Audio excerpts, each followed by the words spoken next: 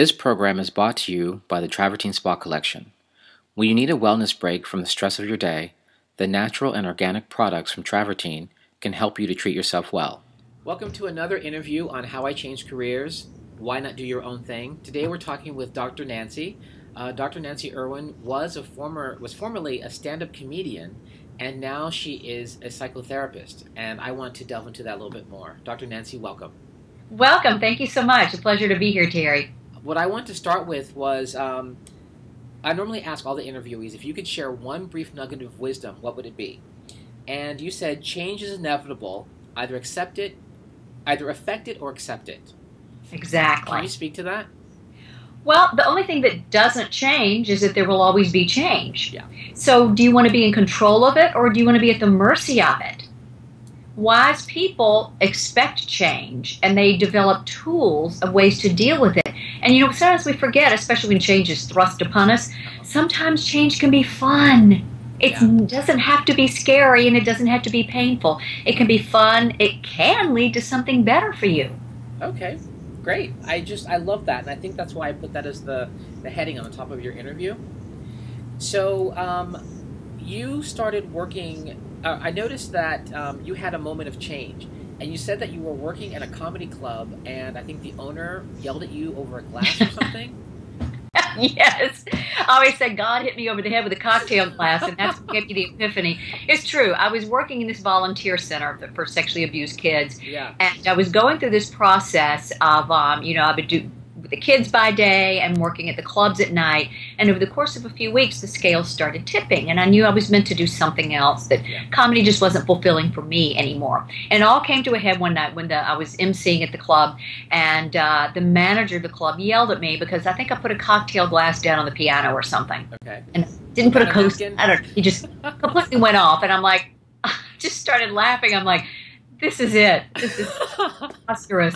Here I was working with kids that were committing suicide, and he's getting all upset over a cocktail glass. I'm like, you know what? There's other things in life besides this. Perspective, right? For me, I was working in law, and I was in this meeting that was completely hostile. The people who were arguing, I was fine. And I left, and I didn't realize I'd become accustomed to seeing people just, And once someone brought that to my attention, that the meeting was great and everything else, I was numb. I thought, I'm just numb to this hostility. And so I'm like, you know what? I think spa is a really nice lifestyle. So I started doing that. That's how it happened for me. I love that. You made a U-turn. Yeah, of course. Change doesn't scare me. Good for you. How did you start working with the sexually abused teens? Well, I did choose that. I've always been sort of an active volunteer in my community. There's always been a social worker inside of me. Okay. And so I moved here, and that's always been a cause that's been dear to my heart because I'm a survivor of sexual abuse myself. Mm-hmm. So I started doing that, and it really waked up the healer in me and allowed me to heal my own abuse issues. And I was able to see there's just something else I was meant to do besides just comedy. Now, again, everything is transferable skill. Yeah. So it's not like I haven't done a comedy set in probably 12, 13 years now, but I certainly use my comedy when appropriate with my patients, and I use it on stage because I do a lot of public speaking, and of course my book is peppered with some humor. So that's kind of something that helps a lot of us. It's a nice grease for the wheels of life anyway. And so what I want people to know is that everything you've done before is a transferable skill into something else. So it doesn't mean your education, nothing you've ever done is a waste. It all becomes a part of this beautiful mosaic that is uniquely you. How many other people can say they were an opera singer and then a stand-up comic and then a shrink? There you go. And I think that's great. I had a discussion with someone this morning who was in business, and he's going to law school. And I told him people thought I threw my career away, and I said I've left nothing on the table because I can negotiate. I said argue, but I can negotiate with a Fortune 100 executive or Becky at the nail salon. And most people can't do that and write the contract and trademark for all of it as well and formulate. And so you just bring those things, which I just think is fantastic because I think people don't really get it, think that you're kind of hopping from one whim to another.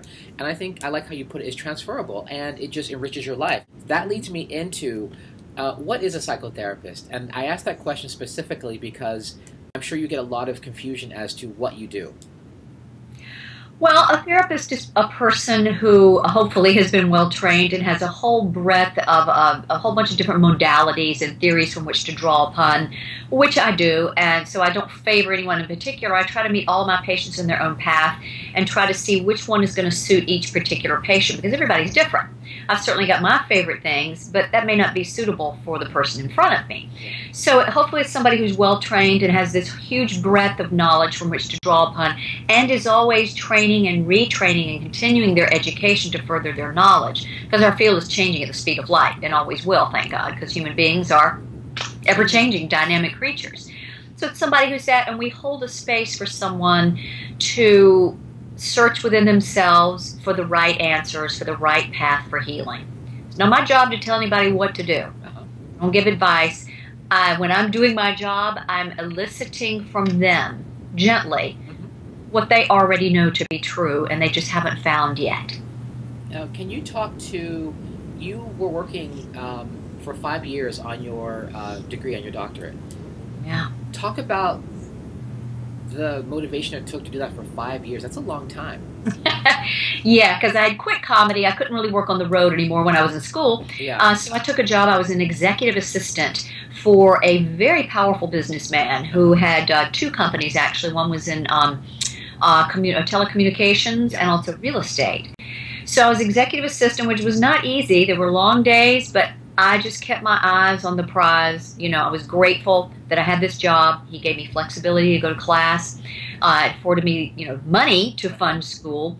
And I just kept my eyes on the prize, and I was determined, you could be as miserable or as happy as you want to be in any given situation. Yeah. A lot of people are miserable being a waitress while they're in college. I was determined I was going to focus on being grateful and learning whatever I could to take that, even though it was unrelated to what I was doing, into this job. And I got to tell you, working for this brilliant businessman, I learned so much about sales and marketing. People could not believe how well I did in my first year of having private practice. Yeah. And I owe that completely to him. And starting your private practice, you really need to get set up.